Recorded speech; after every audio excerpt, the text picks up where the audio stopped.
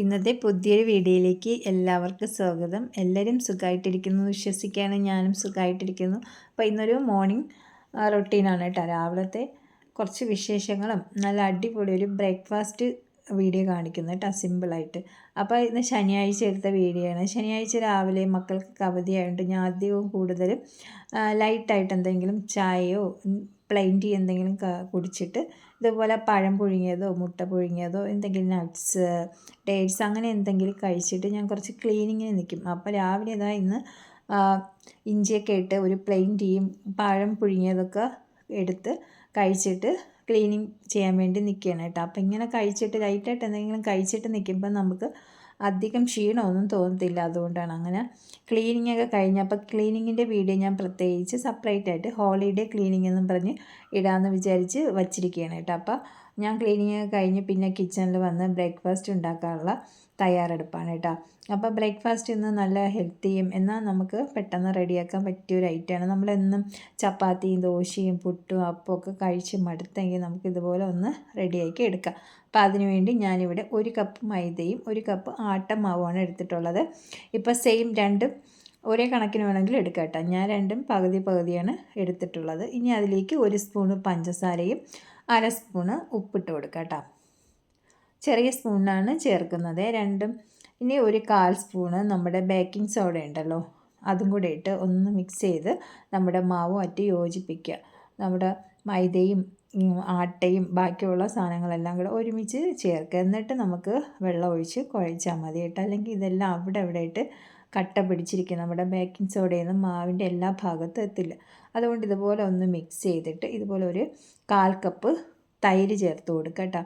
അധികം പുളിയില്ലാത്ത തൈരാണ് ചേർക്കുന്നത്. അപ്പോൾ നമുക്ക് സോഫ്റ്റായിട്ട് കിട്ടും നമ്മുടെ മാവും. നമ്മുടെ ബ്രേക്ക്ഫാസ്റ്റ് ഉണ്ടാക്കുമ്പോൾ പലഹാരം നല്ല സോഫ്റ്റായിട്ട് കിട്ടാനാണ് ഈ തൈര് ഒഴിക്കുന്നത്.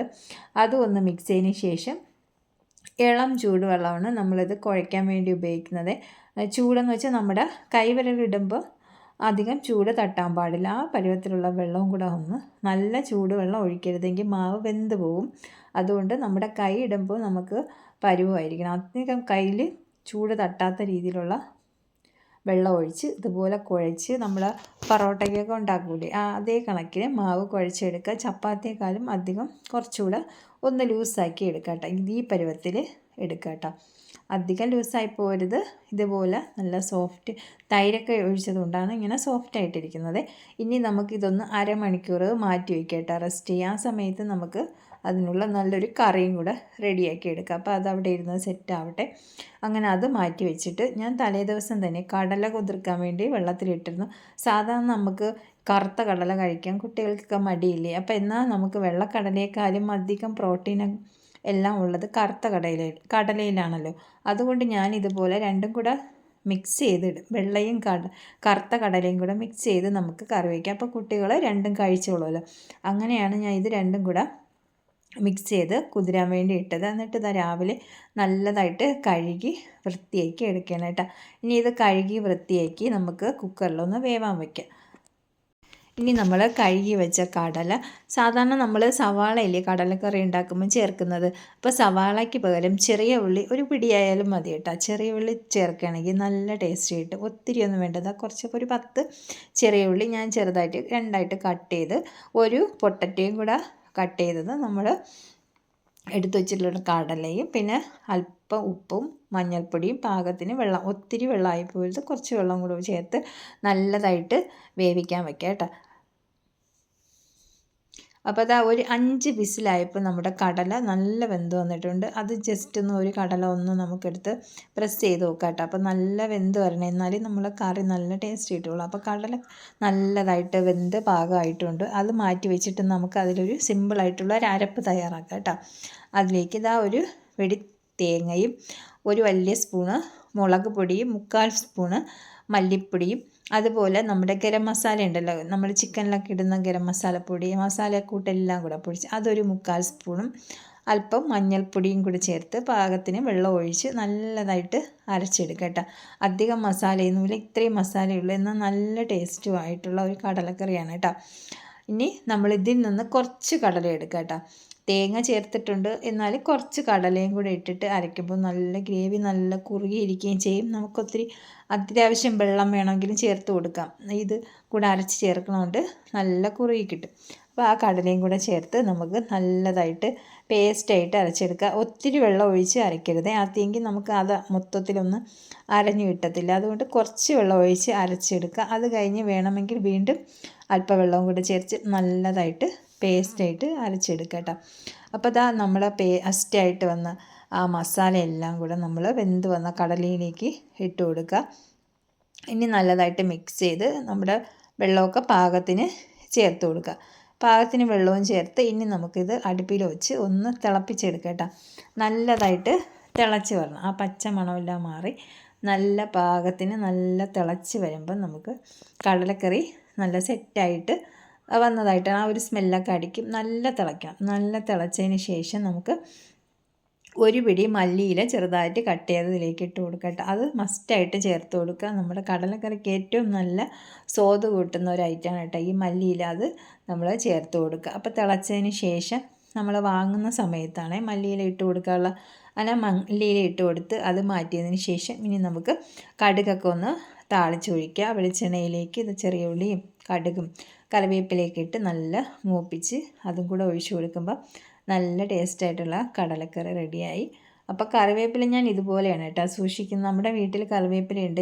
എന്നാലും നമ്മൾ പെട്ടെന്നൊക്കെ എന്തെങ്കിലും ആവശ്യത്തിന് ഇങ്ങനെ പെട്ടെന്ന് പുറത്ത് പോയി എടുക്കുന്നത് ബുദ്ധിമുട്ടായതുകൊണ്ട് ഞാൻ ഇതുപോലെ ആണ് സൂക്ഷിച്ച് വയ്ക്കുന്നത്.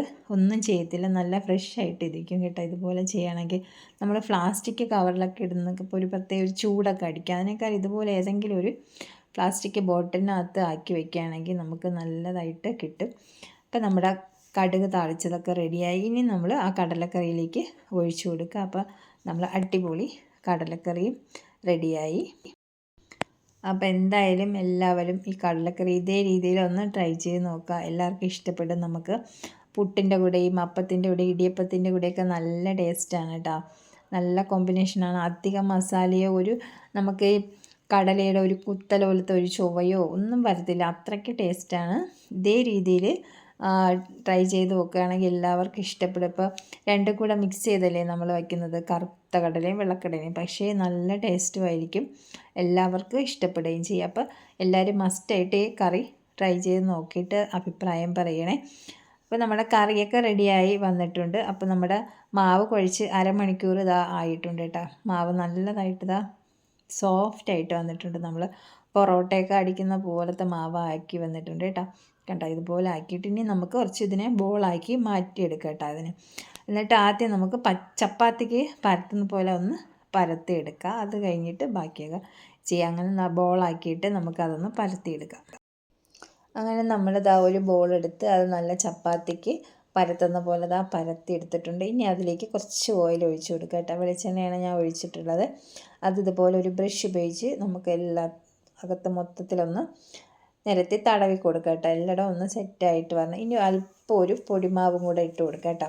ഒത്തിരി വേണ്ട, കുറച്ച് മതി. മാവും കൂടെ ഇട്ടിട്ട് നമുക്ക് ഇതൊന്ന് മടക്കിയെടുക്കാം കേട്ടോ.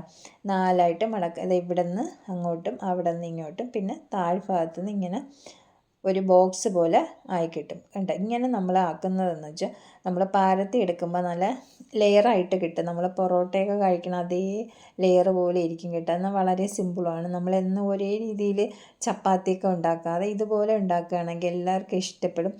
ഒരു പ്രത്യേക ഒരു ഇതാണ് കേട്ടോ. നല്ല ടേസ്റ്റാണ്. പെട്ടെന്ന് പൊറോട്ടയൊക്കെ കഴിക്കണമെന്ന് തോന്നുമ്പോഴും നമുക്കിതുപോലെ വേണമെങ്കിലും ഉണ്ടാക്കിയെടുക്കാം കേട്ടോ. അതേ ടേസ്റ്റ് കിട്ടും. ഇപ്പോൾ ആട്ടമാവിന് പകരം വേണമെങ്കിൽ രണ്ടും മൈദ ചേർത്താൽ മതി. വേറെ ഓയിലോ മുട്ടയോ ഒന്നും ചേർക്കേണ്ട ആവശ്യമില്ല.